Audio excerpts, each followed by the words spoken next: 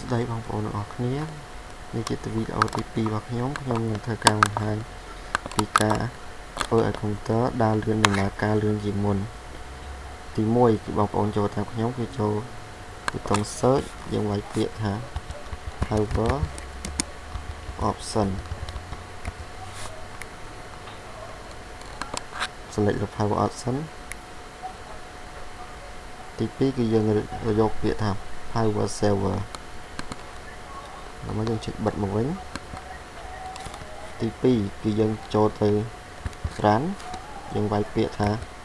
ms config select OK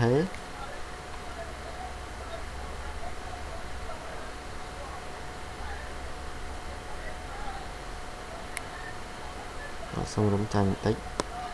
ហើយយើងយក function ដែលមានឈ្មោះថា boot ហើយយើងយកពាក្យថា advanced option ហើយយើងគ្រីសលើពាក្យថា number processor ហើយចំពោះនៅលេខនៅលើក្រោម number processor នោះគឺជួនកាលវាមានអាចមាន2វាមាន6មាន4អញ្ចឹងបើសិនជាវាមាន4យើងយកលេខ4បើសិនជាមាន2យើងយកលេខ2ក៏ប៉ុន្តែបើសិនជាមានដល់8យើងយកលេខ8អញ្ចឹងរបស់ខ្ញុំមានតែ4ទេអញ្ចឹងខ្ញុំសូមយកលេខ4 step 2គឺយើងនៅធ្វើ step 3យើងធ្វើនៅក្នុង ms config នោះដែរក៏ប៉ុន្តែយើង select function start up ដោយសារ Windows 10 នេះវាតម្រូវឲ្យយើងបើក open time manager អញ្ចឹងយើង open time manager មកវាចូលមកដល់ពាក្យ start up នេះគឺជាកម្មវិធីមួយចំនួនដែលយើងបានបង្ឡើងនៅលើកុំព្យូទ័រហើយកម្មវិធីអស់នេះវានឹង run automatic តែម្ដងអញ្ចឹងបើយើងចង់ឲ្យកុំព្យូទ័រយើងដំណើរការលឿនតើយើងបិទពួកអស់នឹងខ្លះព្រោះថាកម្មវិធីពួកអស់ហ្នឹងយើងមិនបានប្រើក៏វាដើរដំណើរការលើកុំព្យូទ័ររបស់យើងដោយអូតូដែរអញ្ចឹងវាអាចធ្វើផលប៉ះពាល់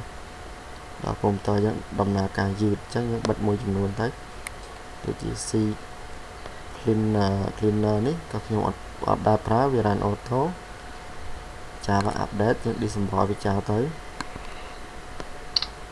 នេះគឺ soft OneDrive ហើយយើងអត់ប្រើ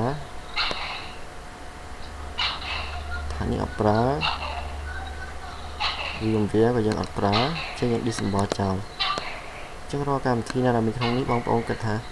ដូចជា internet download manager uTorrent បងប្អូនប្រើបងប្អូនមិនចាំ disable គឺ enable ចោលទៅតែបើកម្មវិធីណាដែលបងប្អូនគិតថាមិនបានប្រើក៏វា run វាធ្វើវា RAM CA កុំព្យូទ័រយើងវាធ្វើដំណើរការយឺតបងប្អូន disable ចោលទៅអញ្ចឹងគឺជា3វិធីខ្ញុំសូមបង្ហាញហើយវីដេអូទី3ខ្ញុំនឹងបង្ហាញពីការធ្វើកុំព្យូទ័រដំណើរការលឿនដូចគ្នាក៏ប៉ុន្តែវាមានការធ្វើរបៀបធ្វើផ្សេងពីនេះទៅទៀតអញ្ចឹងអរគុណ